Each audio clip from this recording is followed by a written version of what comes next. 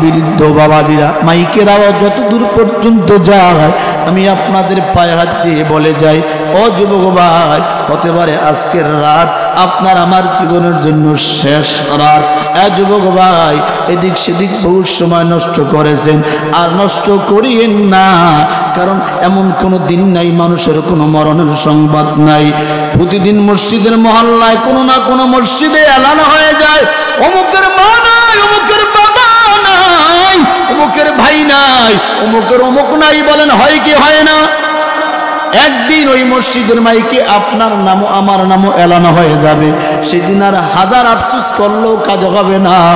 এই মুসলমান, এখন সুস্থ অবস্থায় ময়দানে আসতে পারি নাই, এমন একটা সময় আসবে ঘরে বইয়া মাইকের আওয়াজ পাবো, অমুক ময়দানে মাহফিল হয়ে যায়, বসতে পারতাম, কিন্তু আসতে পারবেন না, কারণ আপনার মতো আমার মতো অনেক মানুষ এখন প্যারালাইজ হয়ে ঘরের মধ্যে আছে না নাই?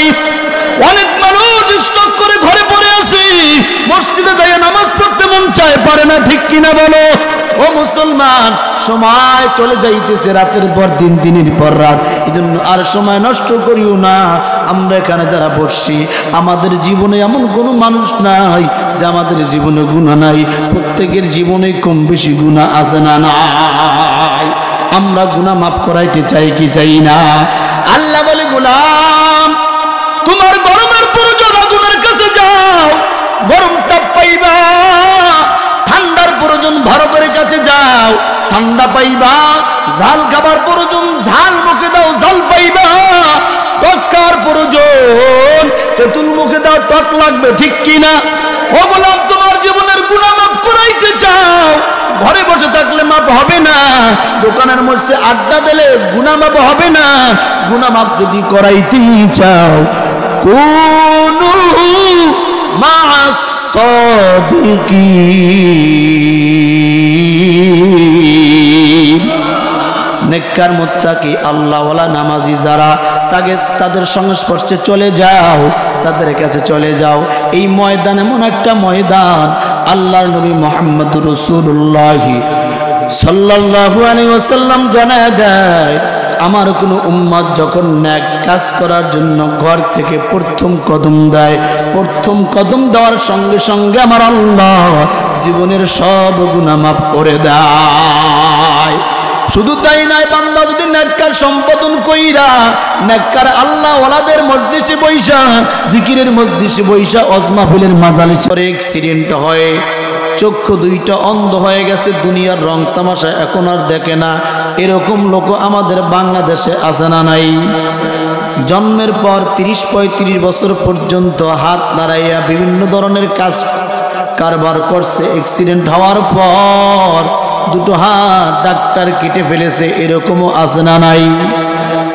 জন্মের পর 30-15 বছর পর্যন্ত পাও দিয়া হাইটা হাইটা বাংলাদেশের বিভিন্ন প্রান্তে গেছে, কাজ করছে, হঠাৎ করে অ্যাক্সিডেন্টে দুটো পাও নাই, এরকম লোকও আছে না নাই? এ গেল এক ধাপ। এ মুসলমান যুবক ভাইয়েরা আমার, বিরুদ্ধ বাবাজিরা আমার কথাগুলো বোঝার জন্য আপনাদেরকে অবশ্যই মনোযোগী হওয়া লাগবে। ডানে বামে তাকাইলে কথা বোঝা যাবে না, এজন্য সবাই কানটাকে মাইকের দিকে লাগাইতে হবে, কলবটাকে কথার দিকে লাগাইতে হবে। বলেন ইনশাআল্লাহ।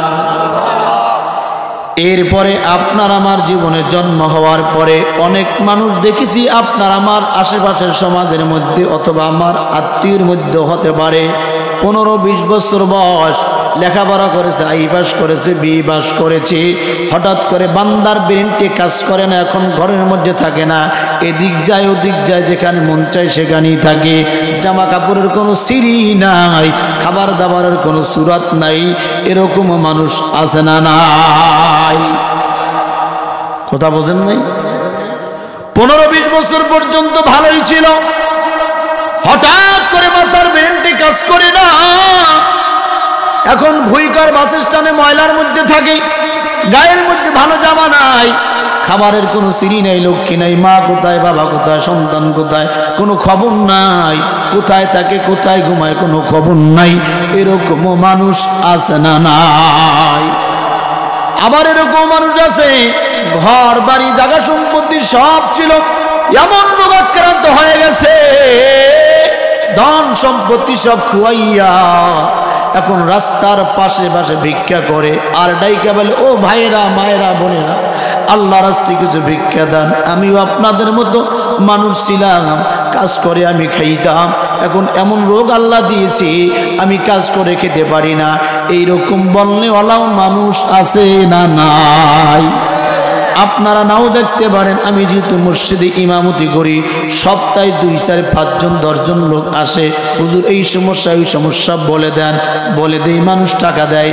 এই যে প্রথম উদাহরণ দিলাম, মায়ে মানুষ হসপিটালের মধ্যে বিভিন্ন রোগাক্রান্ত অবস্থায় ভর্তি আছে, মায়ের পেট থেকে কিছু মানুষ অন্ধ, কিছু মানুষ ডৌলা করা হয়ে জন্মগ্রহণ করেছে, আবার কিছু মানুষ জন্মের 15-20 বছর পরে হাত নাই পাও নাই, এখন অবস্থা খারাপ হয়ে গেছে।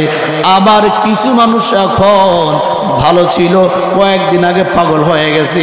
বলেন আপনাকে আমাকেও ওই কোয়ালিটির শ্রেণীর মধ্যে আল্লাহ ভর্তি করতে মোটামুটি কয় মাস সময় লাগবে?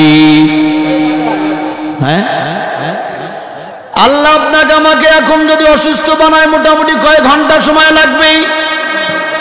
এখন আল্লাহ যদি পাগল বানায় দেয় মোটামুটি কয় ঘন্টা সময় লাগবে?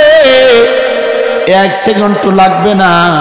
বলেন আল্লাহ তাআলা হসপিটালের বেডের মধ্যেও রাখে নাই, আপনাকে আমাকে আল্লাহ অন্ধ বানায় নাই, আল্লাহ তাআলা আপনাকে আমাকে পাগলও বানায় নাই।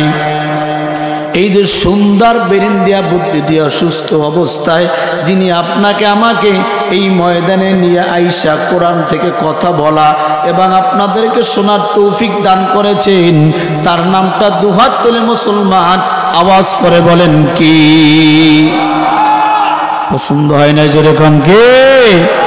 এবার জোরে বলেন আলহামদুলিল্লাহ। ও ভুইগড় অঞ্চলের মুসলমান আল্লাহর গোলাম যুবক বৃদ্ধ বাবাজিরা, এই মাহফিল 2 দিন পর্যন্ত চলবে। আজকের মাহফিল আর কয়েক ঘন্টা পরে বন্ধ হয়ে যাবে। আগামীকাল রাত্র কয়েক ঘন্টা চলার পরে বন্ধ হয়ে যাবে। আজকের এই মাহফিলের বয়স হইল 8ম বার্ষিক। এর আগে 7 বছর মাহফিল হয়ে গেছে।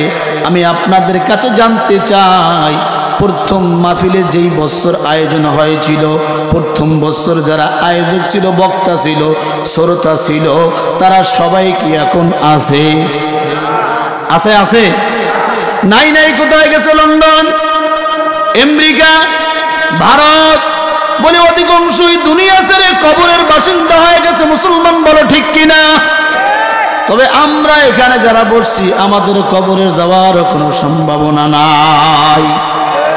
আছে আছে, তবে এত তাড়াতাড়ি না। কি এত তাড়াতাড়ি? মাত্র বাড়ির কাজ ধরছি, শেষ করবো, মাত্র মেয়েটাকে বিবাহ দিছি, ছেলেটা এখনো ডাক্তারি পড়া শেষ হয় নাই, বুড়া হইয়া তারপরে মারা যাব, এইরকম চিন্তা নিয়ে লক্ষ লক্ষ মানুষ বসবাস করে, ঠিক কিনা? অথচ আমার মালিক আল্লাহ কোরআনুল কারীমের মধ্যে জানায়া দেয়, ইযা জাআ আজালুহুম লা ইস্তাখিরুনা সাআতান ওয়া লা ইস্তাকদিমুন।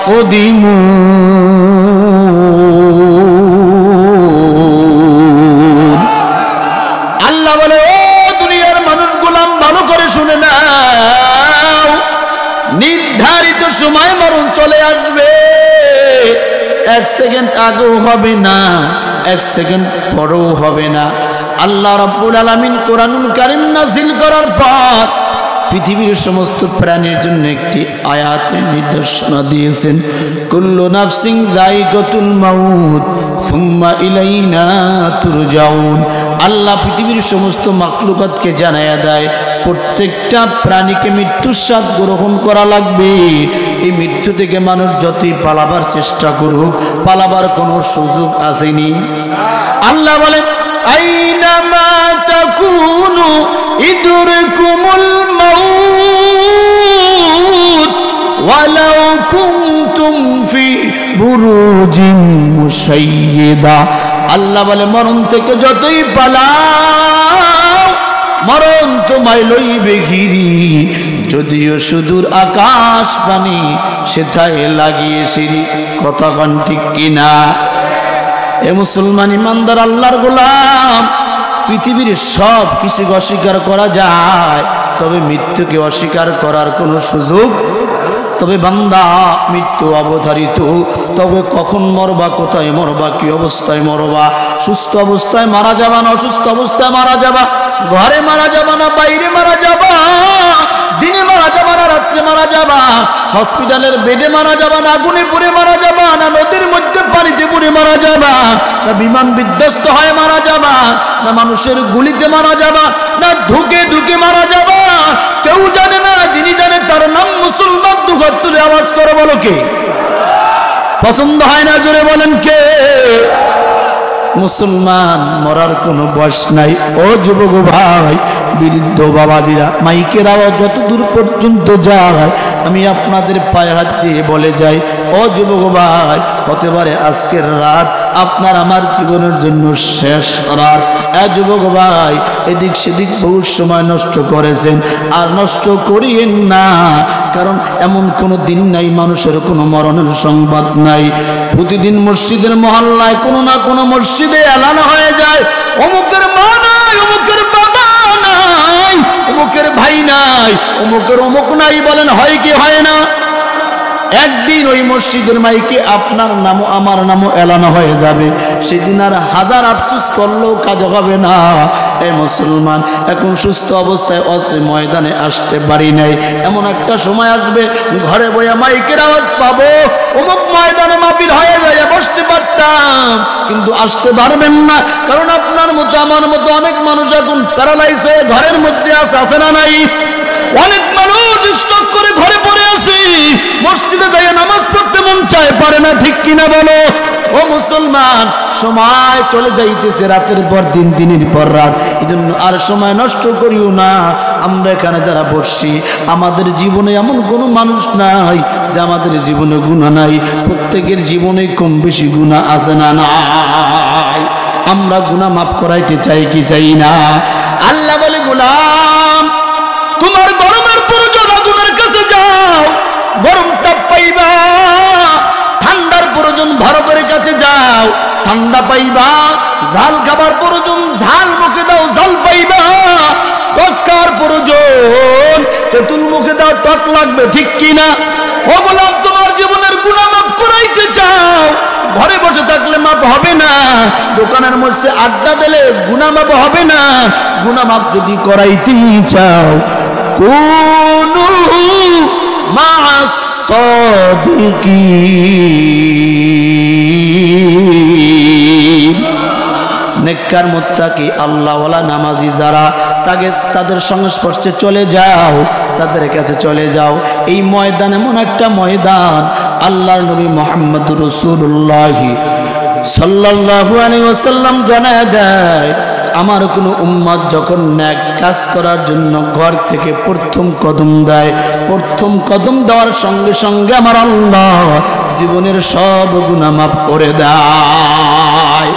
শুধু তাই নয়, বান্দা যদি নেককার সম্পাদন কইরা, নেককার আল্লাহ ওয়ালাদের মজলিসে বইসা, জিকিরের মজলিসে বইসা, ওয়াজ মাহফিলের মাজালিসে